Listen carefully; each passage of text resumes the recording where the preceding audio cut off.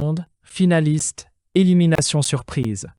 Les Bleus ont enchaîné les grandes performances, mais aussi quelques énormes déceptions. Alors, quel est le véritable bilan des 5 dernières grandes compétitions de l'équipe de France? Tout commence en Russie, à l'été 2018. L'équipe de France arrive avec un effectif jeune, mais extrêmement talentueux. Didier Deschamps dispose déjà de joueurs comme Hugo Lloris, Raphaël Varane, Paul Pogba, Antoine Griezmann, N'Golo Kanté et un jeune attaquant de seulement 19 ans, Kylian Mbappé. La phase de groupe est réussie.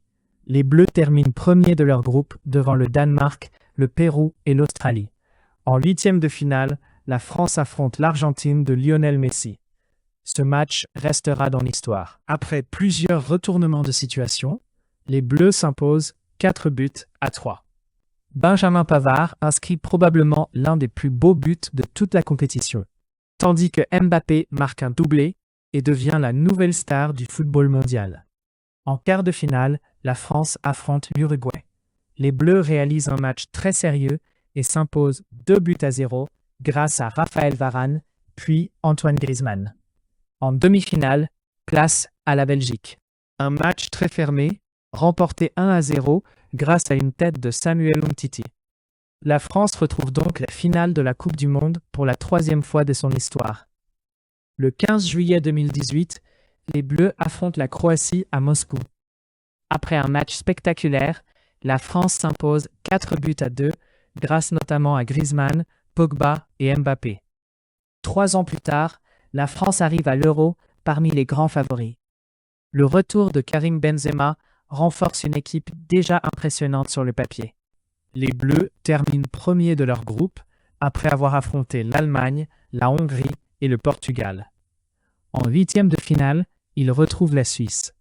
Après avoir été menés, les Français renversent complètement le match et prennent l'avantage 3-1 grâce notamment à Karim Benzema et Paul Pogba.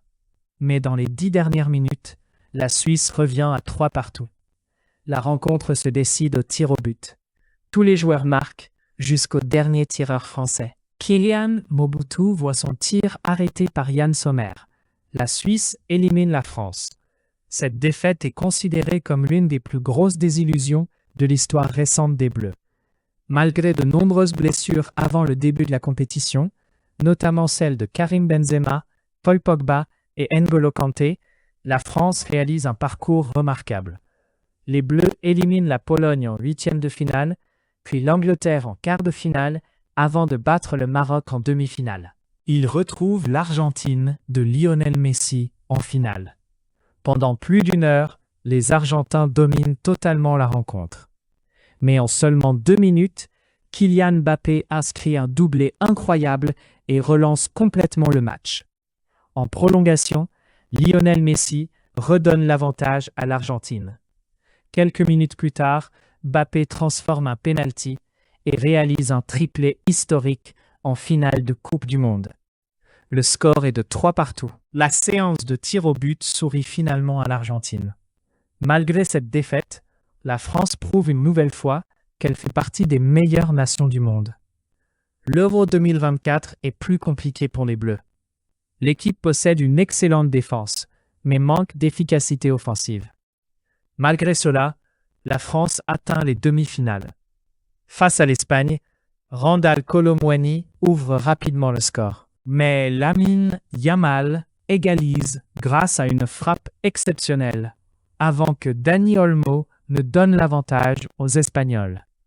La France s'incline 2-1 et voit son parcours s'arrêter aux portes de la finale. En conclusion, les Bleus ont confirmé qu'ils restent l'une des meilleures équipes du monde, malgré quelques déceptions. Et toi, quel est ton avis sur cette génération? Dis-le en commentaire. Pense à laisser un like, à t'abonner à Senshi Zortech et à bientôt pour une nouvelle vidéo.